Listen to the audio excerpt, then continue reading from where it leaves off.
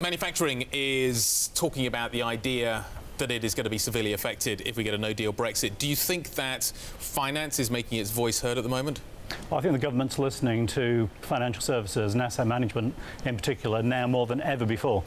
In fact, it really has to, because today in the UK we look after the savings, pensions and investments of 75% of British households, and ours is an industry worth some £7 trillion. In fact, the UK is Europe's leading asset management centre. So not only are we a great British asset, but also we look after more assets here in the UK than France, Germany and Switzerland added together. So Brexit for us is hugely important for the industry.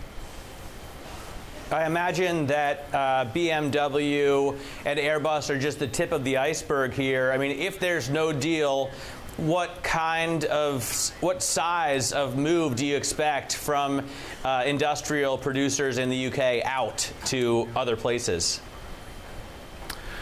So because of the regulatory pressure, firms are having to put together their contingency plans, yes, to plan for hopefully a good, positive Brexit with a smooth transition period, but also looking at what a harsher Brexit, a no-deal scenario could be. Of course, we really do need to prioritise Europe's savers and investors. Here in the UK, we look after about £2.9 trillion worth of investment from other parts of the world, £1.7 trillion from other parts of the European Union. And that's why making sure that the industry can continue to flourish is hugely important, not just for the industry's sake, of course, but actually for the people who we look after, Europe's savers and investors. We haven't seen the exodus that some doomsayers suggested, despite the fact that there have been a number of moves to tempt the asset management industry out of the UK.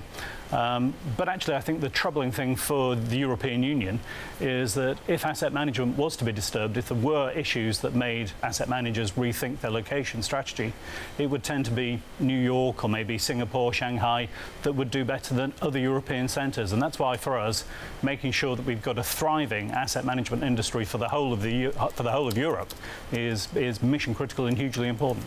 Will the UK, will asset managers, fund managers here be treated effectively as third country sort of participants in the EU market? And do we understand what the implications of that are at this point?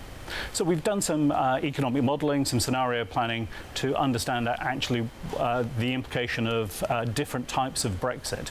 The important thing for us is that we protect delegation of portfolio management. It's basically an outsourcing arrangement, yep, which allows a Dutch pension fund to have its assets managed here in the UK, and of course with back office administration services conducted through Luxembourg and Dublin. So like many industries, car industry, which we were talking about earlier, asset management has international supply chains, and it's really, really important that those international supply chains, that opportunity to delegate, is protected.